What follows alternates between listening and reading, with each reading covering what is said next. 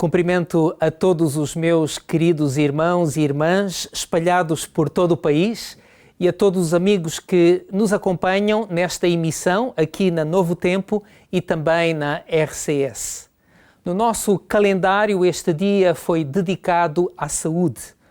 Em muitas comunidades adventistas espalhadas pela Europa, falar-se-á hoje sobre saúde por design, que é dizer que, quando somos criados, fomos projetados para termos saúde.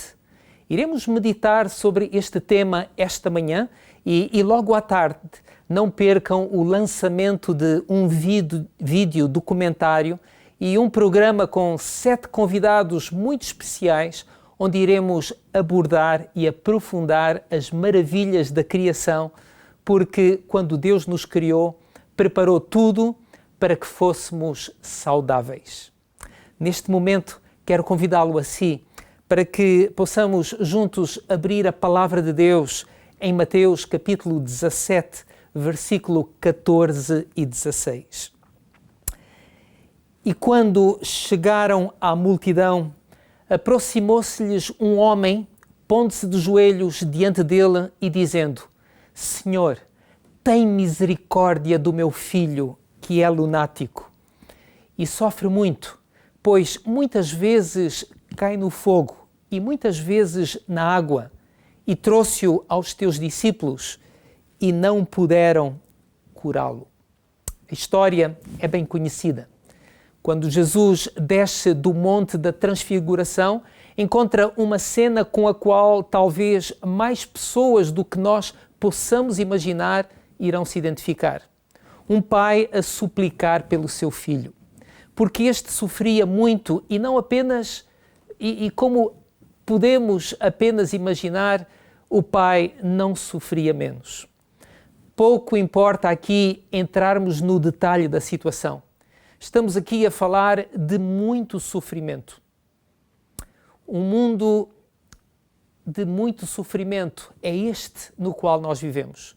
No livro Educação, página 263, citado no livro de meditações, há uns dias atrás, Nomes de Jesus, dia 8 de abril, é-nos dito: o nosso mundo é um vasto leprosário, um cenário de miséria indescritível, uma miséria em que nem sequer ousamos permitir que os nossos pensamentos se demorem. Se o compreendêssemos tal como é, o fardo seria demasiado terrível. No entanto, Deus sente tudo. No caso deste filho, como de muitos outros hoje, o sofrimento não existiu desde o princípio. Tipicamente, quando alguém nasce, há muita alegria na família. Depois vem o desenvolvimento com os primeiros passos, as primeiras palavras, e há muita emoção, muito entusiasmo. Depois o crescimento, quando se confirmam as expectativas e os desejos, até que um dia vem a manifestação de um sintoma que leva a um diagnóstico tenebroso de doença e sofrimento para todos. Ou então, noutro cenário, podem ser as más escolhas deste filho ou filha que arruinam a sua vida e destroçam o coração dos pais. E então levanta-se a pergunta: o que terá falhado? Não fizemos nós, perguntam os pais, desde o início, tudo o que estava ao nosso alcance para que este sofrimento não se instalasse? O impensável tinha acontecido. Assim também com o nosso Pai Celeste, aquele que unicamente compreende toda a dor e sofrimento neste mundo, é preciso que se diga, fez tudo para que tal não acontecesse. Envolvido um dia numa disputa acerca do divórcio, Jesus faz uma referência à semana da criação no Éden, para depois acrescentar: mas no princípio não foi assim. Retornemos então ao princípio para ver se encontramos a receita do Criador para a nossa saúde, o alívio e o descanso para o nosso sofrimento. Diz a Bíblia: no princípio criou Deus. Sim, Deus é amor. Sempre foi e sempre será. Cada manifestação do seu poder criativo é uma expressão desse amor infinito. Foi o amor que motivou Deus a criar os céus, a terra e os seus habitantes. Naquele primeiro dia, Deus disse: haja luz, e houve luz. E Deus chamou à luz dia e às trevas chamou noite. No primeiro dia, Deus criou um ritmo de 24 horas, também conhecido como ritmo circadiano. Este ritmo é observado nas plantas, nos animais, nos seres humanos e coordena os seus comportamentos em redor deste ciclo. As evidências mostram que este ritmo persiste mesmo na ausência de indicativos ambientais como a luz e a escuridão. É um verdadeiro relógio que nós temos cá dentro. Nos humanos, a sincronização sincronização circadiana influencia os processos fisiológicos tais como o ciclo do sono-vigília, as ondas cerebrais, a produção de hormonas, a temperatura corporal, a função imunitária, o metabolismo celular. Uma disrupção dos relógios circadianos nos humanos parece precipitar o aparecimento de diversos distúrbios de saúde, incluindo as doenças cardiometabólicas e o cancro. O nosso corpo produz uma variedade de hormonas, incluindo a melatonina e o cortisol, que ao longo de um dia de 24 horas são regulados pelos círculos circadiano e sono-vigília. No primeiro dia da criação, Deus concebeu um tempo de descanso e um tempo de atividade. Um tempo para ter sono através da melatonina e um tempo para ser enérgico através do cortisol. Um aumento na duração e na qualidade do descanso está associado a um melhor desempenho nas nossas atividades, como está demonstrado em estudos feitos com atletas. Mas então, chegamos ao segundo dia. E a Bíblia diz: e disse Deus, haja uma expansão no meio das águas. E chamou Deus à expansão céus. E após a ordem de Deus, houve água e atmosfera durante o segundo dia da criação. Sem água não há vida.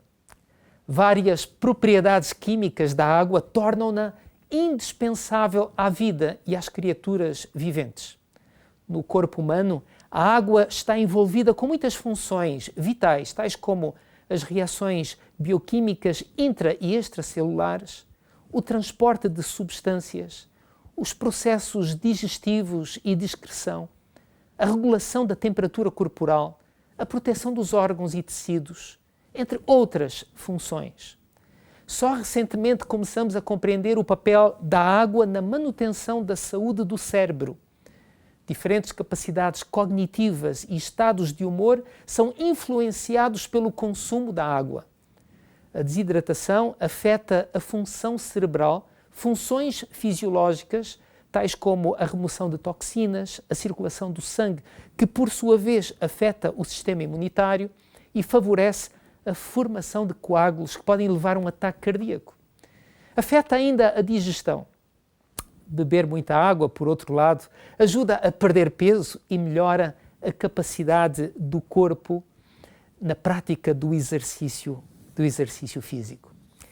E assim chegamos ao terceiro dia, no qual Deus disse: produza a terra erva verde, erva que dê semente, árvore frutífera que dê fruto segundo a sua espécie. Neste terceiro dia, Deus criou as plantas de todas as espécies, ervas, flores, arbustos, sarças, trepadeiras, árvores. Era suposto estas plantas providenciarem alimento, ajudarem na qualidade do ar e produzirem outros recursos que são necessários no nosso dia a dia. Os estudos mostram que o ambiente natural, circundante e florestas beneficiam o nosso bem-estar mental, reduzem o stress, a ansiedade e melhoram a autoestima e o humor. No Japão, existe uma prática muito antiga que se chama Shirin-yoku, que quer literalmente dizer banhos de floresta. Estas curtas visitas a uma floresta estão documentadas serem de poderoso benefício para fortalecer o sistema imunitário, aumentando a atividade das células exterminadoras naturais, as chamadas NK. Também estes banhos de floresta, se quisermos, reduzem o stress, melhoram o humor, aumentam a criatividade, reduzem a tensão arterial, aceleram a recuperação na doença. É interessante aquilo que Ellen White um dia escreveu. No princípio, ele colocou nossos primeiros pais num jardim, em meio das belas cenas e dos atraentes sons da natureza, e deseja que os homens se deleitem hoje em dia com estas cenas e estes sons. Quanto mais chegarmos a estar em harmonia com o plano original de Deus, mais favorável será a nossa posição para assegurar saúde ao corpo, espírito e à alma. São também bem conhecidas as propriedades medicinais das plantas, que se sabe estarem presentes nos fármacos, em alguns, nos medicamentos botânicos, nos suplementos dietéticos e em alimentos funcionais. Até mesmo a Bíblia, no último capítulo, Apocalipse 22, nos diz que as folhas das plantas vão permanecer como um símbolo de cura por toda a eternidade, porque no meio da sua praça, de um e de outro lado do rio, estava a árvore da vida, que produz 12 frutos, dando seu fruto no mês, de mês em mês. E as folhas da árvore são para a saúde das nações. Sim, os alimentos vegetais, eles também oferecem uma alimentação saudável. É-nos dito que cereais, frutas, nozes e verduras constituem-se como o regime dietético escolhido pelo nosso Criador.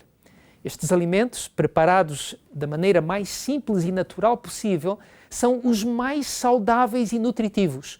Eles proporcionam uma força, uma resistência e vigor intelectual que não são promovidos por uma alimentação mais complexa e estimulante. Conselhos sobre o regime alimentar, página 81 e 82. Os benefícios dos alimentos vegetais estão intimamente relacionados com a sua qualidade e também qualidade e nível de processamento. Não basta ser vegetariano. A doutora Ambika Satija, da Escola de Saúde Pública de Harvard, ela afirma: é importante pensar acerca da qualidade dos alimentos que consumimos. Mais cereais integrais em vez de cereais refinados. Mais alimentos integrais em vez de essência ou sumos. Esta é a direção certa a seguir. Vamos, por exemplo, ver um exemplo. Deus fez a seiva da cana-de-açúcar, que é 70% água, 14% sacarose, 14% fibra e ainda tem vitaminas e minerais. O ser humano produziu açúcar refinado a partir dela, que é 99,8% sacarose e mais nada. Da mesma forma, certos tipos de processamento dos alimentos, como aquilo que refina, espreme ou extrai à pressão, podem levar à perda de muitos nutrientes nos cereais, nos legumes, nos frutos secos, nas frutas e nos vegetais. E assim, chegamos ao quarto dia, quando Deus disse: haja luminares na expansão dos céus, para haver separação entre o dia e a noite. O luminar maior para governar o dia e o luminar menor para governar a noite. O salmista nos diz, no Salmo 74, versículo 16, tu preparaste a luz e o sol. Há quem lhe chame de a droga milagrosa. Se não, vejamos rapidamente os benefícios da exposição à luz solar quando usada de forma inteligente. Ela pode embelezar a pele, fortalecer o sistema imunitário, matar bactérias, sincronizar as nossas hormonas, aumentar a força muscular, combater a depressão, diminuir o risco de fraturas ósseas, proteger contra pneumonia, tuberculose e certos tipos de cancro. No quinto dia, Deus criou as aves e a vida marinha. E disse Deus: produzam as águas abundantemente répteis de alma vivente e voem as aves sobre a face da expansão dos céus. Junto com as aves, no sexto dia, Deus criou os animais para nossa companhia, recreação e educação, quando disse: produza a terra alma vivente, a sua espécie, gado e répteis e feras da terra, conforme a sua espécie, e assim foi. Existem cada vez mais evidências de que os animais fornecem muitos benefícios importantes, fisiológicos, relacionados entre si e que são um enriquecimento para a nossa vida. As ligações aos animais oferecem alegria e relaxamento, uma profunda afeição e lealdade sempre pronta, assim como segurança e constância nas nossas vidas, sempre em mudança. E assim chegamos ao sexto dia. Nele, Deus disse: façamos o homem à nossa imagem, conforme a nossa semelhança. Feito alma vivente, a partir do barro e do fôlego de vida, inferimos que a natureza e saúde humanas incluem e dependem de estarmos bem física como também espiritualmente. A comunhão com Deus, através da oração, desenvolve as faculdades mentais e morais e os poderes espirituais à medida que cultivamos pensamentos sobre coisas espirituais. A Bíblia também diz que o homem e a mulher os criou e Deus os abençoou e Deus lhes disse: frutificai e multiplicai-vos e enchei a terra, diz o versículo 27 e 28 do primeiro capítulo da Bíblia. Deus criou o homem enquanto ser social com a capacidade de povoar a terra e viver em sociedade. O plano de Deus era que os humanos vivessem em famílias e comunidades em que as pessoas se amassem, protegessem, ajudassem, cuidassem-se umas das outras. Tudo isto é absolutamente fundamental para a nossa saúde. Para além disso, os seres humanos receberam a responsabilidade de cuidar de todas as criaturas viventes e da qualidade do espaço envolvente. Quando Deus disse: domine sobre os peixes do mar e sobre as aves dos céus, e sobre o gado, e sobre toda a terra, e sobre todo o réptil que se move sobre a terra. Os humanos foram chamados a envolver-se num estilo de vida simples, no desenvolvimento sustentável e numa mordomia ambiental. Ao longo da história, o impacto das atividades humanas no ambiente foi sempre limitado, mas com a Revolução Industrial tem havido uma importante deterioração dos sistemas naturais. O ar, a água, a terra, as florestas, todos estes estão afetados. Vamos dar um exemplo.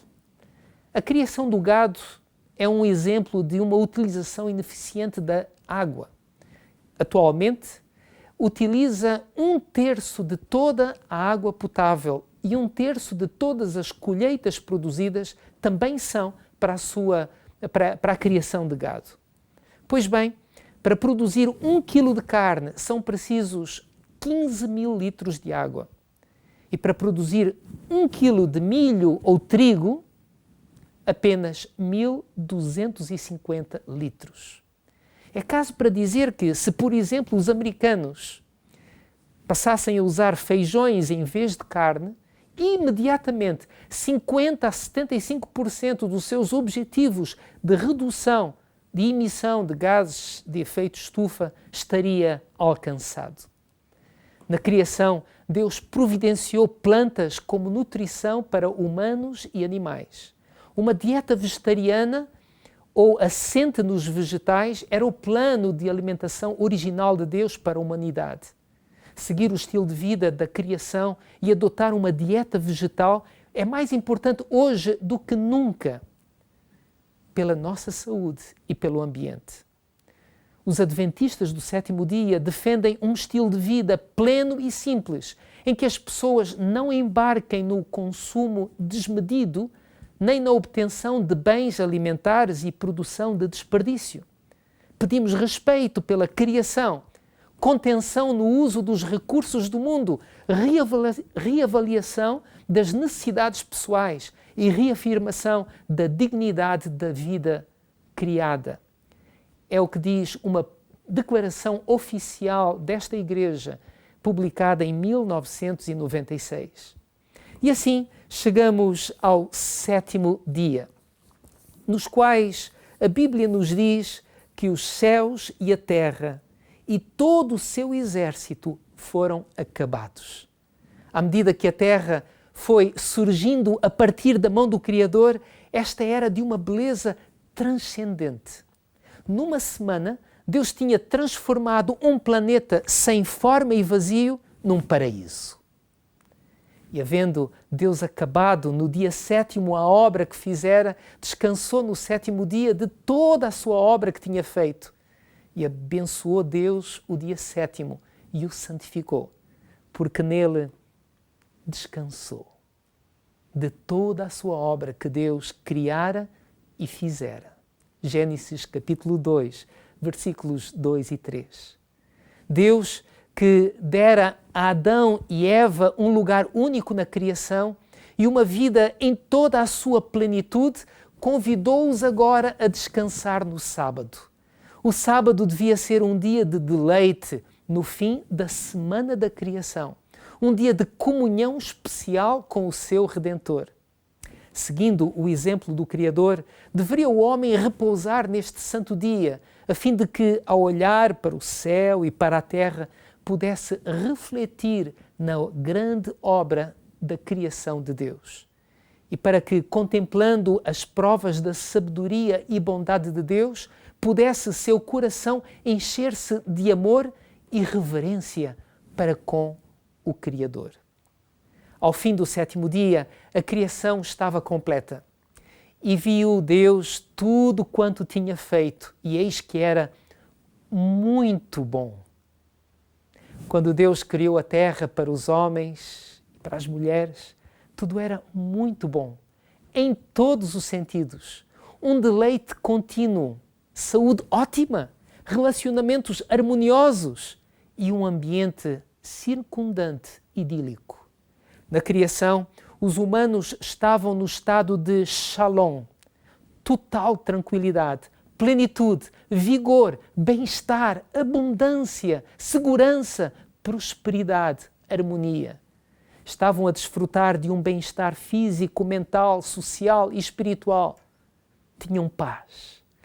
É interessante que o conceito hebraico de paz, enraizado na palavra shalom, significa exatamente isto: integridade, plenitude, vigor, saúde, segurança e prosperidade. Leva consigo a implicação da permanência. A partir de uma perspectiva bíblica, uma saúde plena ou total inclui tudo a funcionar como deve ser. Bioquímica, anatomia, a fisiologia, a sociologia, a ecologia, a teologia, tudo de forma harmoniosa. Existe paz espiritual que consiste na confiança, na ligação e na harmonia com Deus, o Criador. Existe paz física, que significa força física constante, bem-estar e longevidade.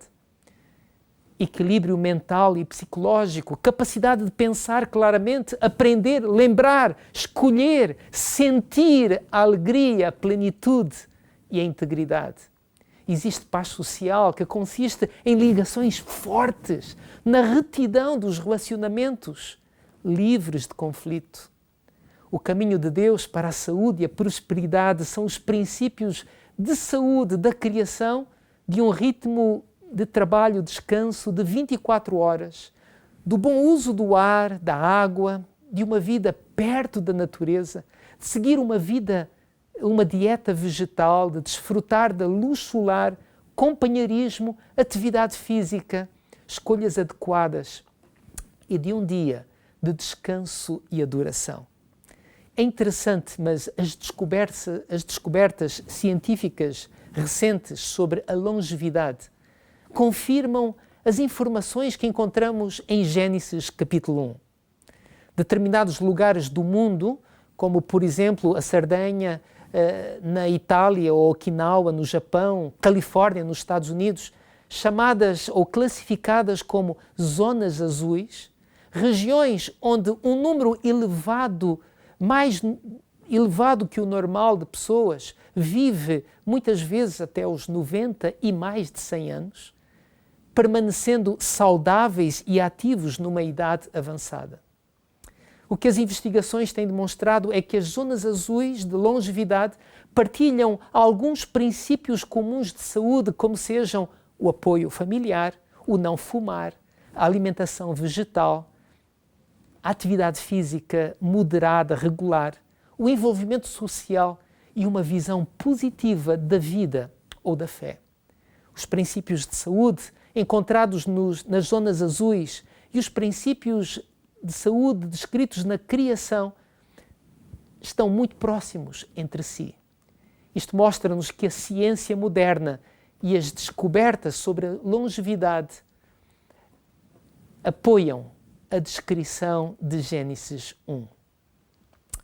Sendo Deus o provedor da nossa vida e sustentação e salvação, Ele hoje nos convida a entrar no descanso. Ele nos convida a desfrutar da paz do sábado. Atos capítulo 17, 28 diz que só através dele nós vivemos e nos movemos e existimos. Estamos dependentes de Deus para a função de cada célula dos nossos corpos, para ter o ar que respiramos e para a nossa nutrição diária. Deus está a convidar-nos a confiar mais no seu cuidado pelas nossas necessidades diárias, assim como em relação à nossa salvação.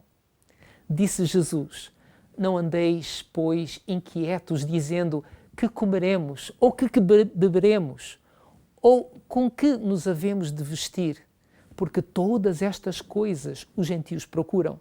De certo, o vosso Pai Celestial bem sabe que necessitais de todas estas coisas. Mas buscai primeiro o reino de Deus e a sua justiça, e todas estas coisas vos serão acrescentadas. É interessante, mas até ao final do século XIX, a maior parte dos cristãos e cientistas acreditavam no Criador e no relato da criação. Atualmente, apenas uma minoria crê. A confiança na palavra de Deus foi substituída por uma confiança excessiva nas ciências como o único caminho para o conhecimento autêntico. A adoração ao Senhor da ciência foi substituída pela adoração da ciência.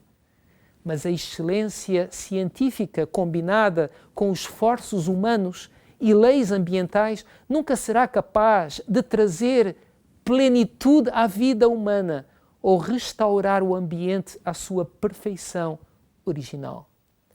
É por isto que o atual chamado a cada habitante da Terra é para voltar-se para o Criador.